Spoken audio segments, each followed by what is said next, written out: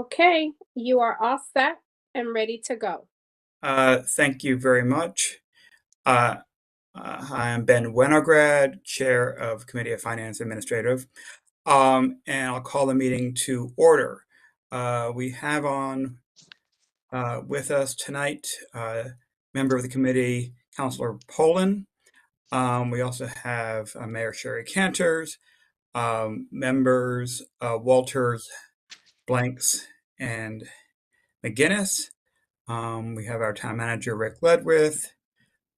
We have our Deputy Corporation Counsel, Gina Verana, and we have Joe Deckers, our tax assessor. I think I covered everybody. So I'll ask for a motion to approve the minutes. So moved, Mr. Chair. As we don't have our other member, I will second that. All in favor, say aye. Aye. Aye. That motion passes. Now go on to our first business item, which is a resolution accepting a grant from Connecticut Youth Services to support youth support services. Mr. Ledwith. Thank you, Mr. Chairman, and good evening, everyone. Great to see everyone.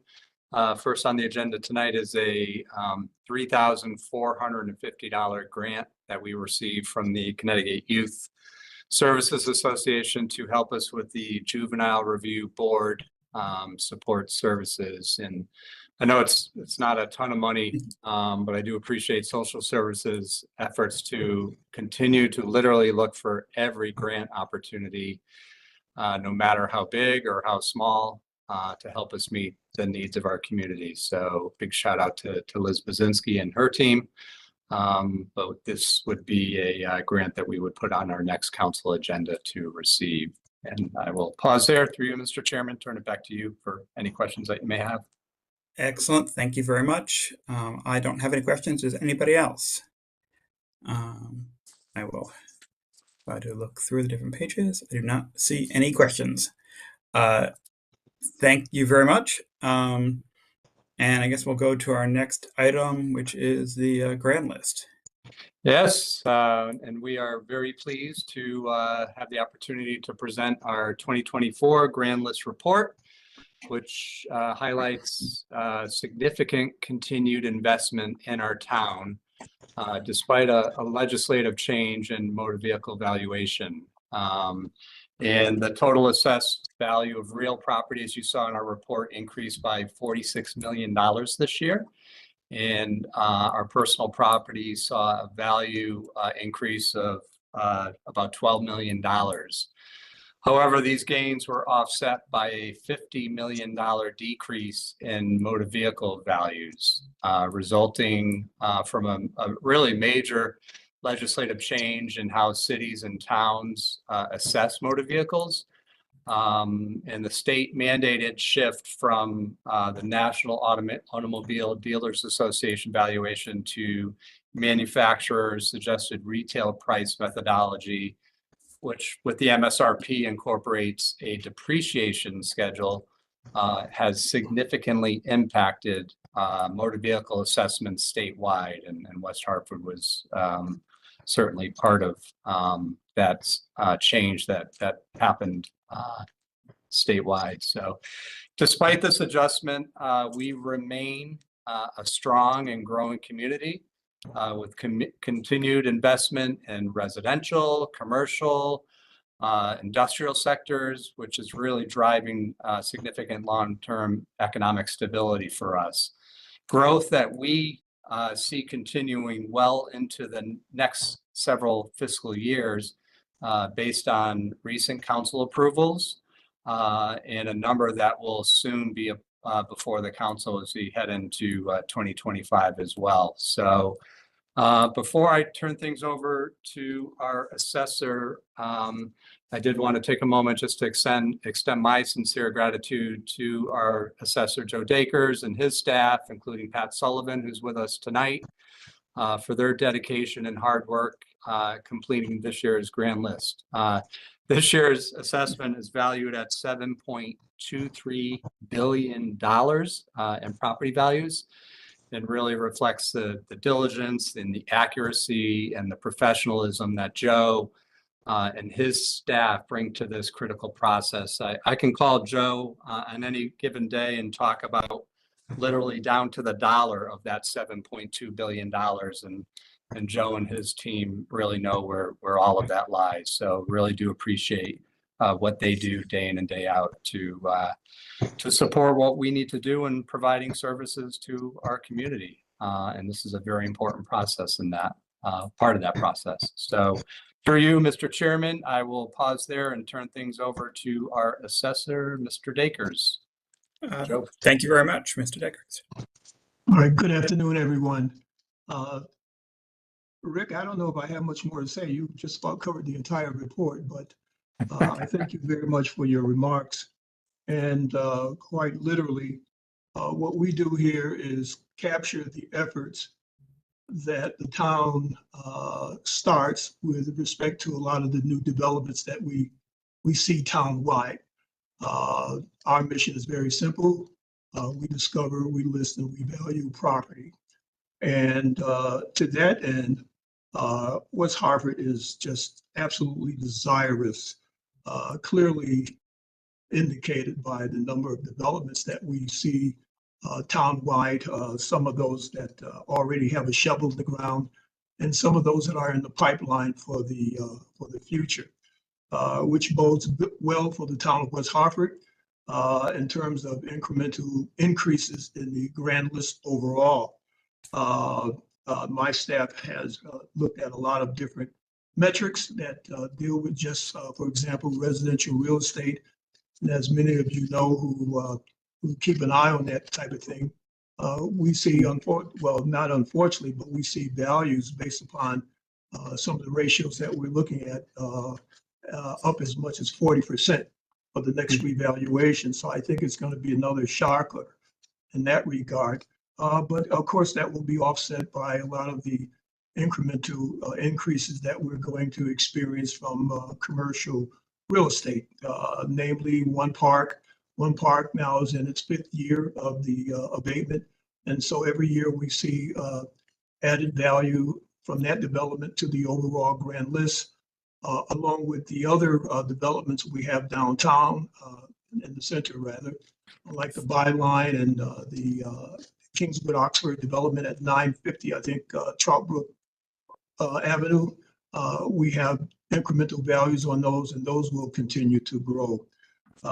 So the commercial real estate sector, as you can see in the report, is about $34,000 of the value with the real property sector this year.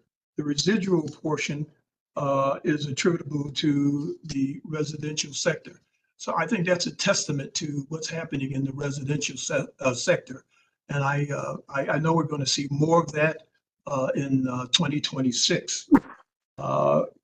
See the ongoing developments around town that are adding incremental values. And I won't bore you with enumerating them. They're in the report. So West Hartford's real property is very, very strong. Its land values are extremely strong. And that's a testament to the sale of 1700 Troutbrook Drive.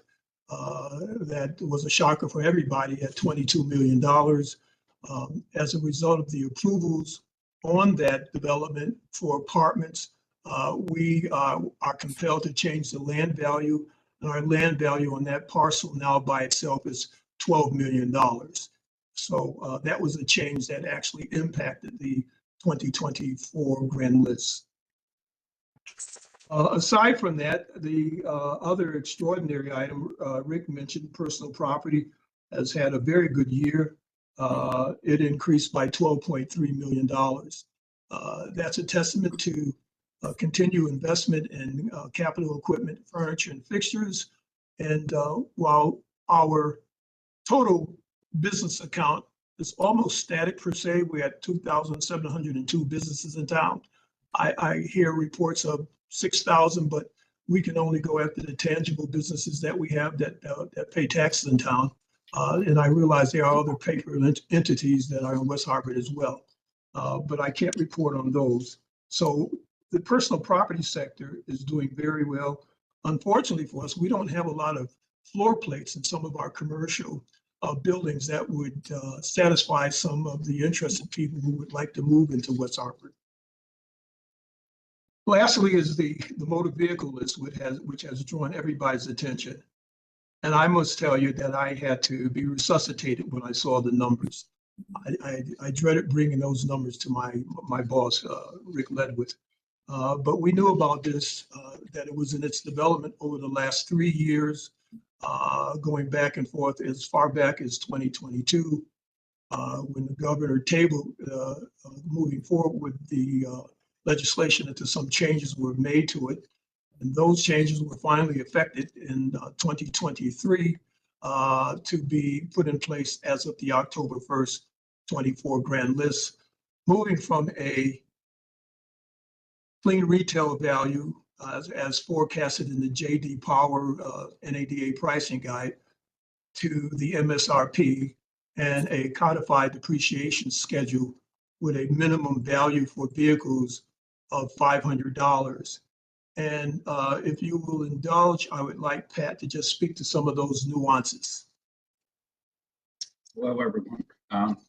Yeah, the towns, it's unfortunate the decrease we received on the motor vehicle list, but this is towns around the state are pretty much seeing 10 to 15% drop in their motor vehicle list. So we're only down 8.5%. So even though it's not a good number for us, the bright side is that most towns are down more. And part of the reason is with the new developments, One Park, we did see an increase in motor vehicles in our grand list this year. We're up 237 vehicles. Statewide, the state, we're down about 20-something thousand vehicles, 22,000 vehicles around the state. So the fact that we have an increase in our motor vehicle count is encouraging, and that contributed to our minus 8.5% reduction as opposed to a 10 or 12% reduction. I would think one of the questions people would have for us would be, what do we expect in the future? I think what this new legislation will do, it'll give us some consistency in our valuations. If you remember past grand lists, the motor vehicle has fluctuated greatly. From 20%, 25% increase to last year, we were down 4 or 5%. If we did not go with this new legislation, we still would have had a decrease in our motor vehicle list this year because retail values have gone down. They continue to go down from the peak a couple of years ago. So if nothing else, this will give us more consistency.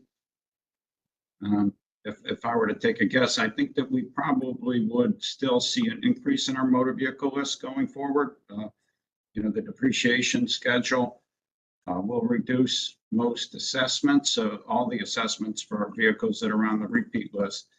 But every year we do get about 10,000 new vehicles to the list where people get rid of the old vehicle, get their new vehicle. So that should offset the depreciation, much like our personal property does. So hopefully we could see pretty close to 5% increase in the future years in our motor vehicle list consistently. So that would be an upside to this legislation. Thank you, Pat. Just as a point of transparency, I'm not sure which report the committee has received, but we had to make an edit to page 3 of 8 and 4 of 8. Pat just cited 237 new vehicles. And I think in the earlier report, we had something like 900. That is incorrect. So I did give Rick edited version late this afternoon. I'm not sure if it migrated to you, but I just wanted to bring that to your attention. Thank you. We know we still have the 900 one, the 924, right? Okay. Yeah, I'll upload the edited version, but I'll send everyone a copy as well.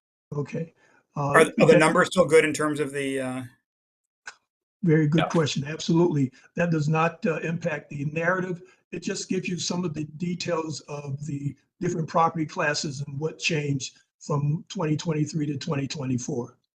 Also, one other edit was on page 3 of 8. I think we had Stop and Shop twice. And in one case, it should have been Triumph Manufacturing. So the numbers are okay, but the taxpayer has been corrected. Good. Thank you for that. I'll open up for questions. I do have one question on the auto. Do we know? Obviously, the total amount is down, so I think that comes out, my math, about $1,000 per car or something in that realm. Do we know how that's distributed? Is that sort of a some people are going to have higher car price, or is it coming down fairly evenly? Yes, yeah, some of the car prices will increase as a result of this paradigm shift in terms of the methodology and value in vehicles. And I'm sure once the tax bills come out in June of this year, we'll probably see a lot of these residents at the Board of Assessment Appeals in September. So if I could. Yeah. We have about 46,000 vehicles in town, and about 6,000 of the assessments actually went up. So it was a little surprising. The rest of them, most of them went down, but we did have about 6,000 that went up. But most of the ones that went up, they went up a couple $100 in assessment. So it would be less than $30 in taxes. But still, people may be upset when they see any increase at all, because this is supposed to be a governor's tax reduction. That's the way it was pushed. I guess that would be based on sort of cars that keep their value worse compared to ones that keep their value well. Right. From what we haven't thoroughly vetted that out, but for what we see, cars like Toyota and Honda, they should make out well with this, because they've held their retail value over the years. And now going to MSRP would lower their assessment. And cars like Audi and BMW would probably see a tax increase. And also the newer cars should do well the first couple of years old. And then from years 3 or 4 through year 8 or 9, they probably would see a reduction in general. So there is a curve that goes with the age of the car too, relative to the retail value. Just one other small observation. While it's not a major impact on the list, this new legislation also exempted retail trailers. So oftentimes you'll see folks, they may get a trailer or something like that from Home Depot or some other commercial retailer for their own personal use. Those in the past have been taxable. Those this time around, all have been exempted. The challenge that presented for us, because we have a lot of, I'll talk about the landscapers, if you will, that have trailers to move their property around. And so that presents a problem unless we know the name of the entity. Some of them we easily can identify. For the other ones that we could not identify, we have no choice but removing those off the list. So we'll continue to work on that in subsequent years to try to perfect it under this new system. But that's one of the challenges that we had as well with this year's motor vehicle list. Great, thank you. Any other questions? Deb? Yep.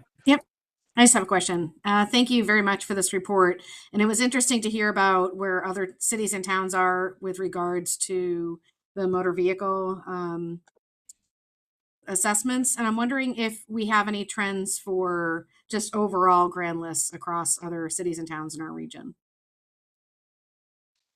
Well, some right now it's anecdotally, because we don't have a lot of these communities have filed extensions.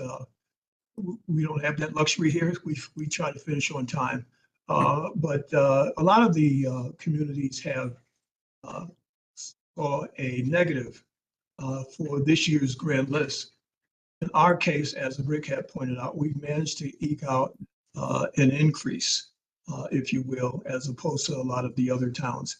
And I think that is a testament to West Hartford's resiliency with a lot of the development activities that we have going on around town.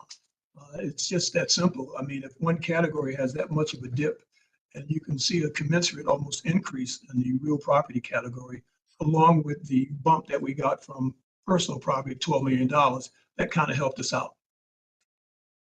Great, thank Yeah. you.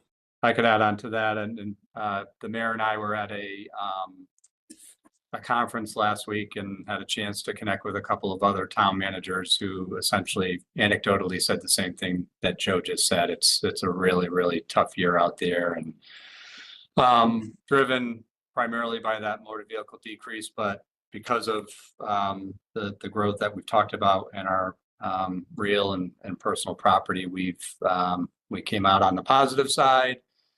And as I said earlier, I do think the next couple of years, we're going to see that kind of growth continue. If you look on page 2 and you look at the 10 highest taxpayers, you see one park is on there at number 6. Last year, it wasn't on the list.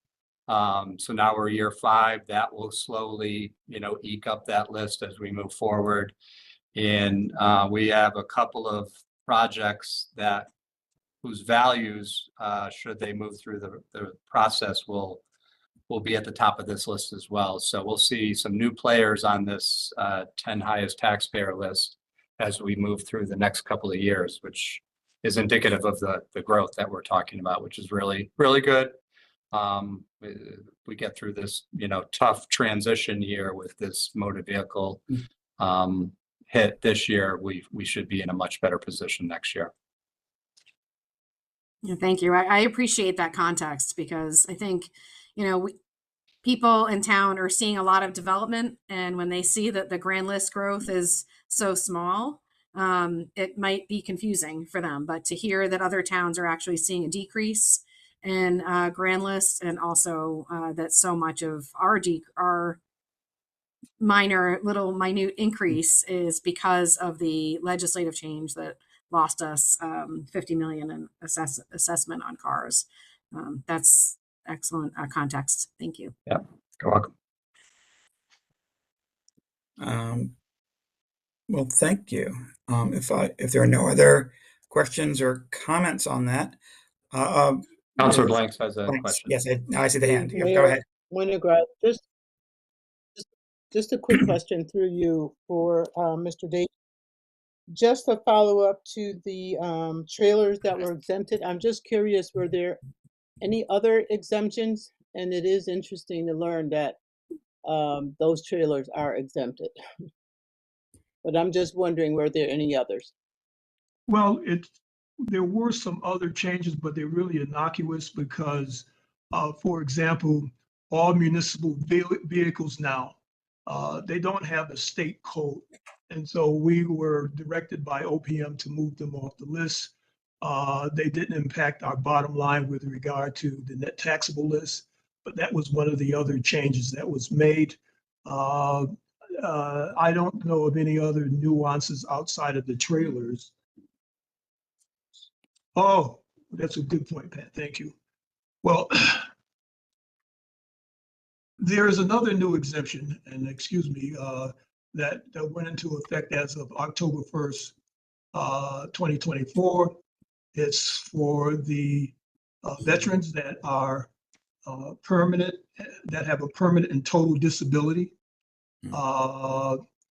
This exemption will allow them to get a 100% exemption off the dwelling. At least that's our take on the legislation at this point in time. And the reason we take that position is because there are other veterans legislation that specifically talk about the dwelling and the lot. This particular legislation just talks about the dwelling. So for example, if you had a townhouse at Governor's Row and you provided us with the documentation from the Department of Veterans Affairs that said you were considered 100% disabled, service connected, permanent and totally disabled, then you would be allowed to get whatever your assessment is. Let's say it was $270,000 on your townhouse. That assessment would be zero for the current grand list. And I do have a report on that. Unfortunately, I don't think I have that in front of me.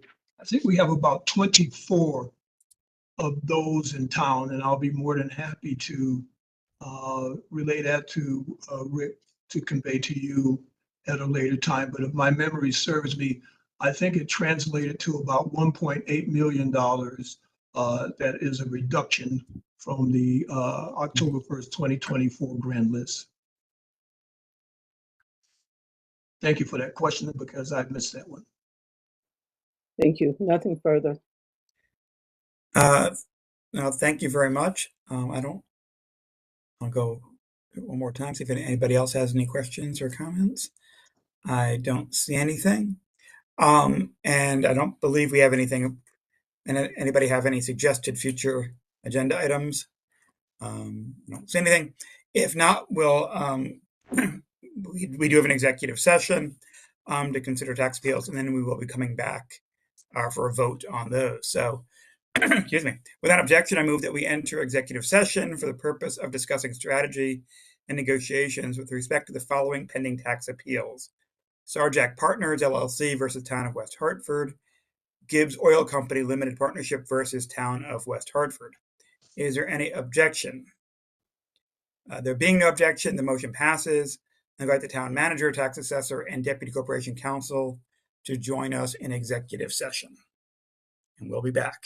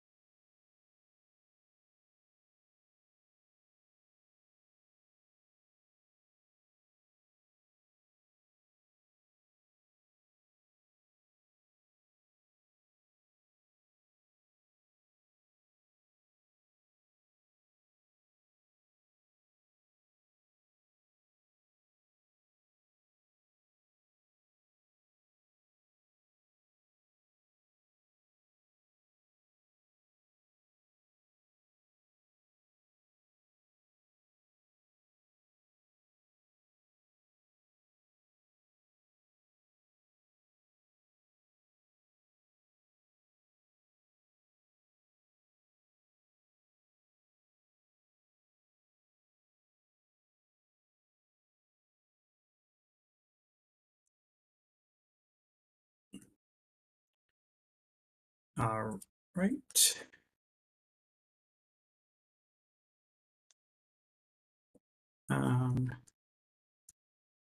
Sorry, should I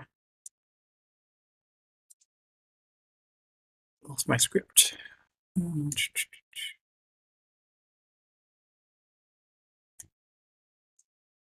All righty. We on or? Greta? Hi, yes, you are. Okay. All right, we're back. Out